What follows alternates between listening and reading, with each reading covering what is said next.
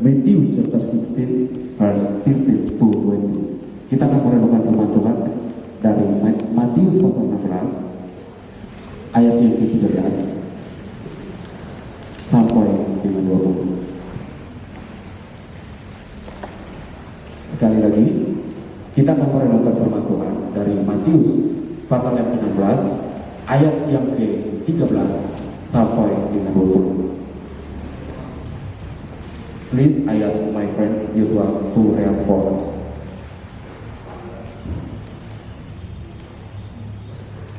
Matthew chapter 16 verse 13 until 20. New International Version.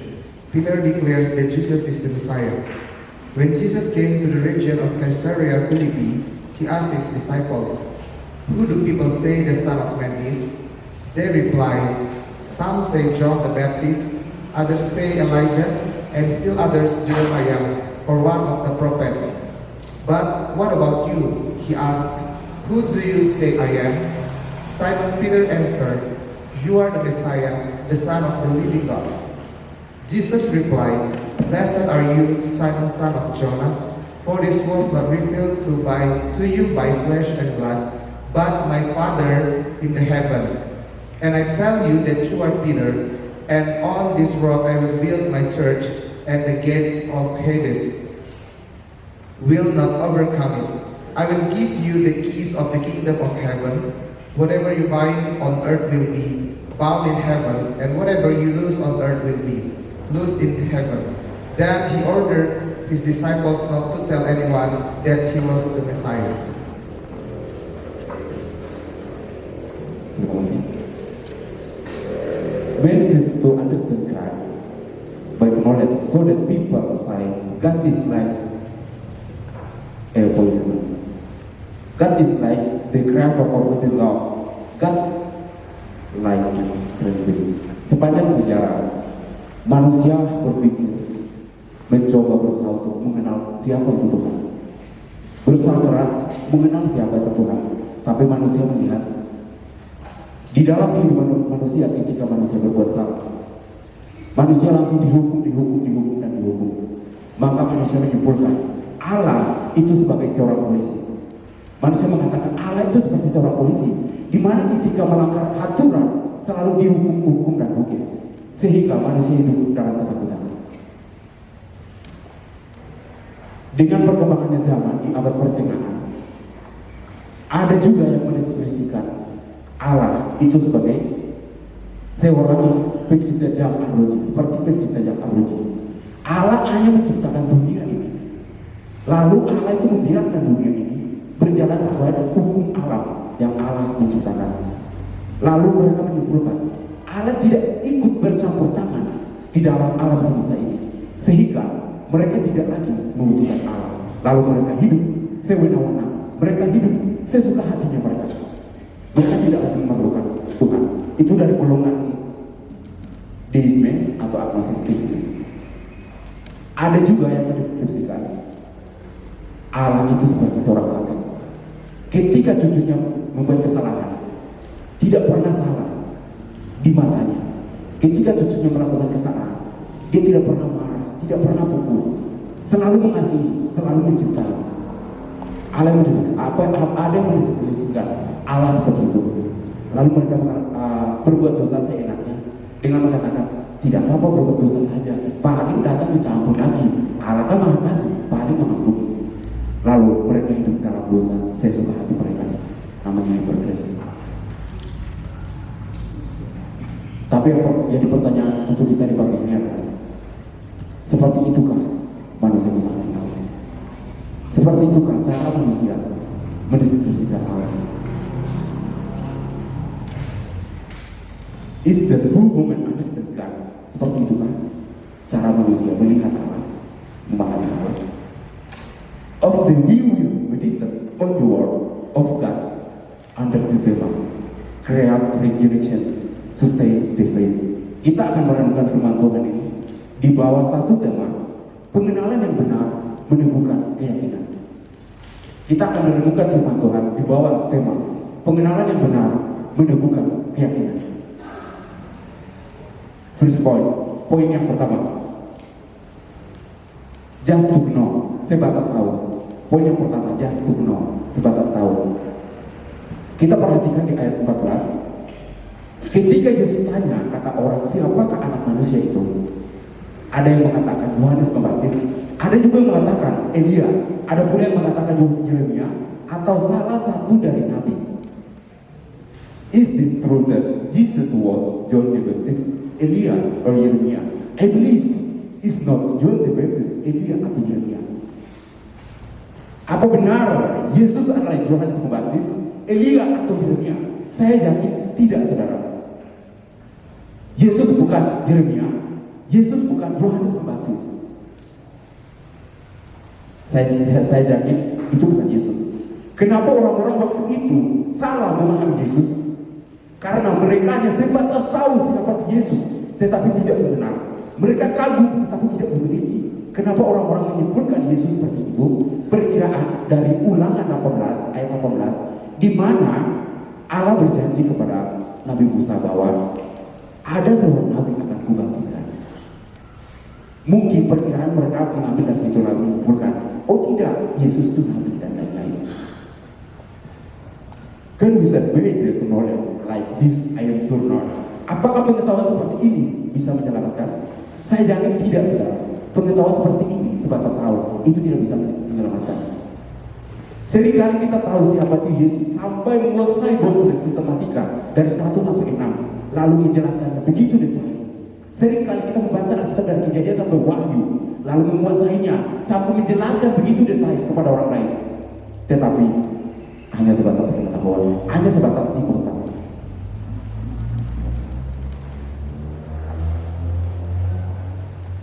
Kita tahu Yesus mampu menyelamatkan saya, namun hanya sebatas pengetahuan. Kita tidak mengenal siapa itu Yesus sesungguhnya, sehingga kita salah bertindak. Ketika ada masalah penderitaan, mempertanyakan Tuhan, lalu mengandalkan kekuatan kita, kehebatan kita sendiri. The people in this text, they saw Jesus perform many miracles, but did not understand who the real Jesus was. People like this do not deserve to be served because the Christian faith is built on knowing the true Jesus, not just knowing. Sama halnya dalam teks ini, orang-orang dalam teks ini mereka mengenal Yesus, tahu Yesus itu hanya sebatas pengetahuan. Mereka melihat Yesus melakukan mujizat, mereka melihat Yesus banyak mengadakan mujizat, tapi mereka hanya sebatas tahu. Mereka tidak mengenal Yesus, mereka tidak memahami Yesus. Pengetahuan seperti ini tidak bisa diselamatkan, saudara. Pengetahuan seperti itu kosong. Karena iman Kristen dibangun di atas pengenalan yang benar. Iman Kristen dibangun berdasarkan pengenalan Yesus yang benar, bukan sebatas tahu. God works is learning only, not only to know, but also to experience.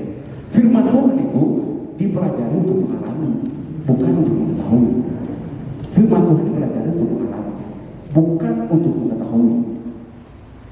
Jadi jika saudara di antara kita semua, jika saudara datang ke sini hanya untuk mencari gelar, atau hanya untuk mencari S1, berdoa sungguh-sungguh kepada Tuhan. Minta tolong Tuhan menjamah hati saudara dan benar-benar memahami Tuhan, mengenal Tuhan di tempat ini. Waktu 4 tahun tidak cukup, saudara. Waktu 4 tahun tidak cukup. Orang untuk tamat kedokteran itu butuh 6 sampai 7 tahun. Kita mau ngurusin jiwa 4 tahun, saya rasa tidak cukup.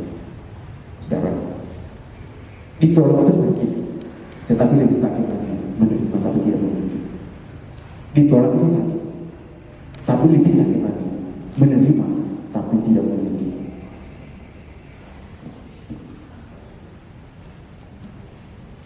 Saudara ditolak ketika masuk surga, ketika antrian di pintu surga. Saudara ditolak karena tidak pernah mendengar Injil, karena tidak pernah membaca Alkitab, karena tidak pernah terima Tuhan Yesus. Itu sakit. Tetapi lebih sakit lagi, saudara mempelajari firman Tuhan, saudara mengajarkan firman Tuhan itu, mengkhotbahkan di mimbar ini di hadapan banyak orang, tetapi pada ujungnya saudara sendiri ditolak. Itu sakit.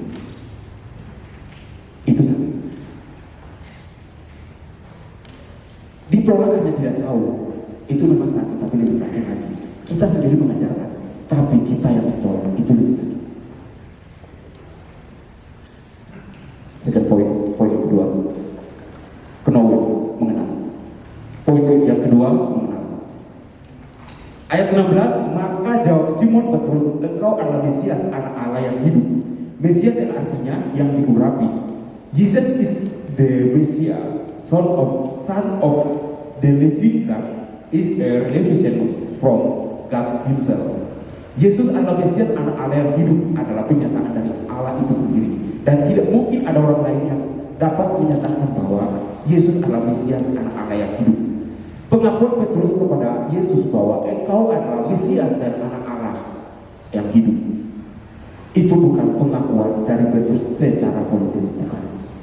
Jika memang secara politis, seharusnya Yesus langsung menegur dong. Yesus mengatakan, oh tidak, apa yang kamu pikirkan, alasan yang kamu gunakan itu salah, karena apa yang kamu pikirkan itu secara politis. Tetapi kenapa ketika Petrus mengakui engkau adalah Mesias, anak Allah yang hidup, itu justru Yesus memuji Petrus. Karena apa yang Petrus ungkapkan itu Allah sendiri, kata-kata itu Allah sendiri yang taruh di dalam mulutnya Petrus dan membuat Petrus untuk mengungkapkan seperti itu, sehingga Petrus mengungkapkan engkau adalah Mesias, anak Allah yang hidup. Itu pengakuan dari Petrus dan Allah yang membuat.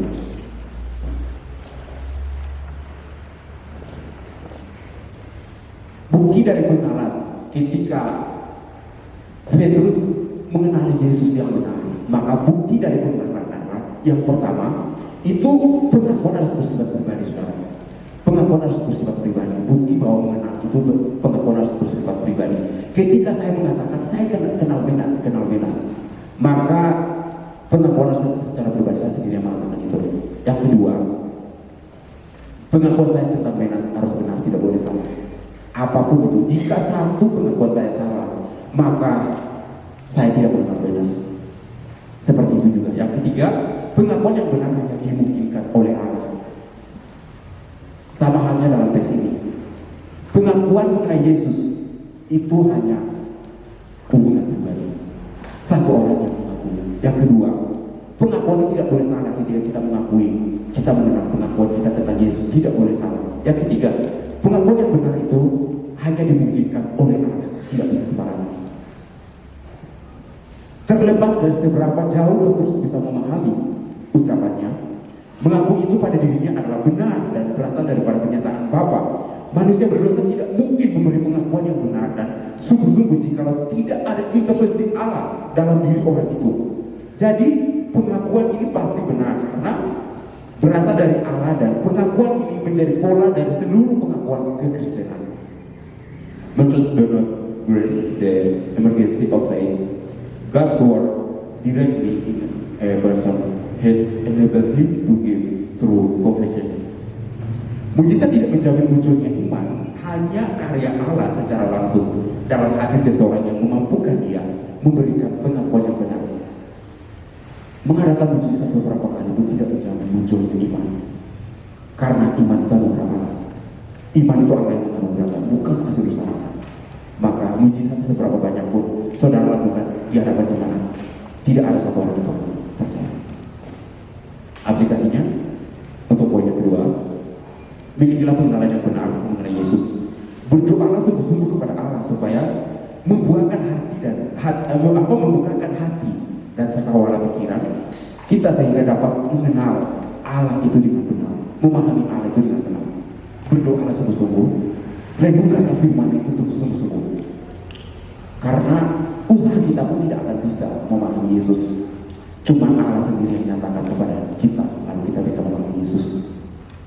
Berdoa sungguh-sungguh supaya Allah membukakan diri kepada saudara semua dan saudara bisa mengenal siapa Yesus itu dengan benar. Waktu kita cuma 4 tahun dan tidak cukup untuk memahami, mengenal, menguasai Tuhan. Next point, impact of knowing, dampak atau akibat mengenal. Poin yang ketiga, akibat mengenal. Ayat 18. Dan aku pun berkata kepadamu, engkau adalah Petrus, dan di atas batu karang ini aku akan mendirikan jemaatku, dan alam maut tidak akan menguasainya. With this word Jesus promise to be his God, based on the truth of the commission of Peter and the other disciples that Jesus is the Christ, the Son of the living God. Dengan kata-kata ini Yesus berjanji untuk mendirikan gerejanya berlandaskan kebenaran dari pengakuan Petrus dan murid-muridnya bahwa Yesus adalah Kristus, anak Allah yang hidup. Jadi berdasarkan pengakuan Petrus bahwa engkau adalah Mesias, anak Allah yang hidup itu, Yesus akan mendirikan gerejanya. Bukan di atas Petrus. Teman-teman kita dari Katolik menafsirkan Petrus itu jadi satu pertama dan Petrus dijadikan sebagai pondasi pondasi gereja. Tetapi berbeda dengan kita. Yang dimaksud dalam teks ini adalah berdasarkan pengakuan Petrus, engkau adalah Mesias dan anak Allah dan hidup. Melandaskan itulah gereja Tuhan itu akan berdiri di atas pengakuan Petrus itu, bukan di atas Petrus, tapi di atas pengakuan Petrus. Yesus menyebutnya Petrus. Yesus menyebut muridnya itu Petrus. Petrus yang artinya sebuah batu kecil. Namun ia melanjutkan dengan mengatakan di atas batu karang, yaitu Petra, batu karang yang sangat besar atau batu tebing batu. Aku akan mendirikan jemaatku. Maksudnya ialah ia akan mendirikan gereja di atas pengakuan Petrus yang kokoh. When we have true knowledge of Jesus, ketika kita memiliki pengenalan yang benar mengenai Yesus, ketika kita memiliki pengetahuan atau pengenalan yang benar tentang Yesus, yang pertama adalah alam maut tidak akan menguasai gereja Tuhan. Alam maut dimaksudkan di sini adalah iblis dan semua usaha jahat dunia untuk membinasakan gereja. Ketika kita memiliki pengenalan yang benar tentang Yesus, alam maut tidak akan menguasai gereja. Yang kedua, ketika kita memahami memiliki pengenalan Yesus yang benar, maka kunci kerajaan surga itu diberikan kepada orang percaya. Waktu itu diberikan kepada Petrus, itu mewakili semua orang percaya. Ketika kita memiliki pengenalan yang benar, kita diberikan kuasa untuk mengalahkan maut. Dengan kunci yang diberikan itu, dengan kunci ini, yang pertama dapat menebus dosa serta melaksanakan disiplin gereja. Yang kedua, berdoa dengan efektif bagi terjadinya kehendak Allah di bumi ini. Yang ketiga, mengikat kuasa setan serta membebaskan orang yang tertawan. Yang keempat, membagikan keselamatan kepada orang lain ataupun penginjilan. Yang kelima, menyatakan pengampunan, menyatakan penghukuman, menyatakan keselamatan, menyatakan kebenaran. Pendeta tidak berhak untuk mengampuni, tapi berhak untuk menyampaikan pengampunan. Pendeta tidak berhak untuk mengadili, tapi berhak berkuasa untuk menyampaikan pengadilan. Jadi, Yesus sudah mengatakan alam maut tidak akan menguasai. Namun kenapa banyak gereja ditutup? Itu yang pertanyaan untuk kita pagi hari ini. Yesus mengatakan gereja yang didirikan di atas dasar pengakuan Petrus itu, alam maut tidak akan menguasainya. Tapi yang jadi pernyataan adalah kenapa gereja dijual, kenapa gereja ditutup, kenapa gereja mengalami penganiayaan begitu banyak. Saudara, di Jerman ada satu gereja yang berdiri selama 100 tahun lebih. Gereja berdiri cukup lama, tetapi apa yang terjadi, saudara? Awal kali gereja itu berdiri, jemaat sampai jutaan. Mereka mengadakan ibadah pagi, siang, sore. Tapi dengan berjalannya waktu, satu persatu jemaat yang ada dulu di belakang itu hilang, tidak ada pedulikan itu. Semakin lama, kursi yang ada di belakang itu diangkat keluar, tidak ada pedulikan itu. Dengan semakin lama, kotak persembahan yang ada di depan diangkat keluar, tidak ada pedulikan itu. Semakin lama lagi, mimbar itu diangkat keluar, tidak ada pedulikan itu. Semakin lama, kursi semua kosong dan gereja itu dialas karpet lalu dicat hijau. Terjadilah penjualan gereja itu. Singkat cerita, gereja itu dijual. Kenapa gereja itu dijual, saudara? Kenapa gereja itu dijual? Apakah manusianya salah? Apa Tuhannya salah? Tidak peduli dengan gereja itu? Bukan manusia, saudara. Tuhan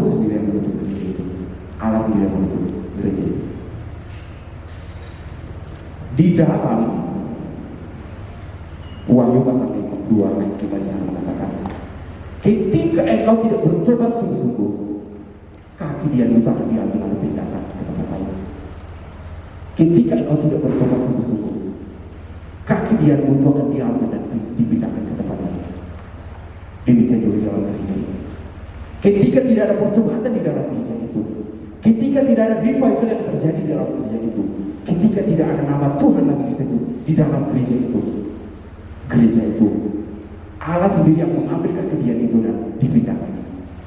Allah sendiri yang menutup gereja itu sekarang. Saudara, kita semua Tuhan di sini. Suatu saat kita akan membuat gereja dan masuk dalam gereja. Jangan sampai kita datang, justru kita yang membuat gereja itu tutup. Karena kita tidak bertobat sungguh-sungguh. Saudara, waktu kita di tidak cuma 4 tahun, 4 tahun itu tidak cukup untuk mengerti Tuhan. Saudara semua tahu kisah Musa. Musa hanya untuk membawa keluar mimpi bangsa Israel keluar dari Mesir ke Kanaan. Dia butuh waktu 40 tahun di Mesir, 40 tahun sama mertuanya di mana itu tempat mertuanya, 40 tahun di belantara. Tapi pada ujungnya pun Musa tidak masuk ke tanah perjanjian itu hanya karena satu perkara. Tapi kita di sini cuma 4 tahun. 4 tahun itu tidak cukup, saudara. Saya katakan 4 tahun itu tidak cukup untuk kita mengenal Tuhan. Maka Tuhan pastikan saudara bertobat sungguh-sungguh di tempat ini. Jangan sampai saudara bawa masalah di tempat pelayanan. Jangan sampai saudara yang bikin masalah di tempat pelayanan lalu gereja itu ditutup. Itu berbahaya.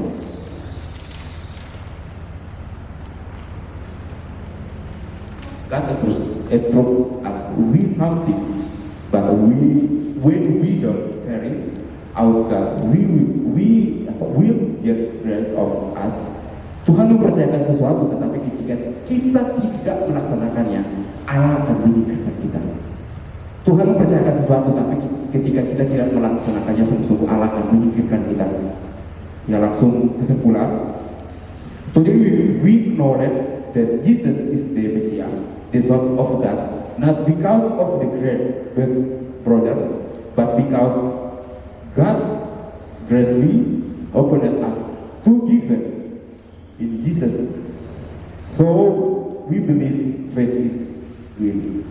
Hari ini kita mengakui Yesus adalah Mesias, anak Allah, itu bukan karena saudara hebat, tetapi karena Allah penuh anugerah membukakan kepada kita untuk percaya kepada Yesus, sehingga kita percaya iman itu anugerah, bukan perbuatan baik.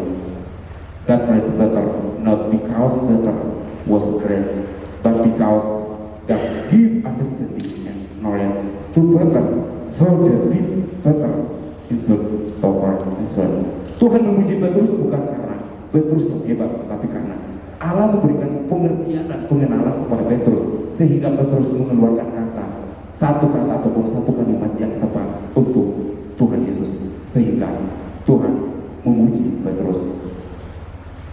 Brother, make sure that our knowledge about Jesus is not only limited to our thoughts and grown from our own analysis, but comes from God wisdom in His word about who Jesus really is, that He is Lord, the Son of God, the living Messiah and the Savior of all those who believe. Romans chapter 10 verses 9 to 11.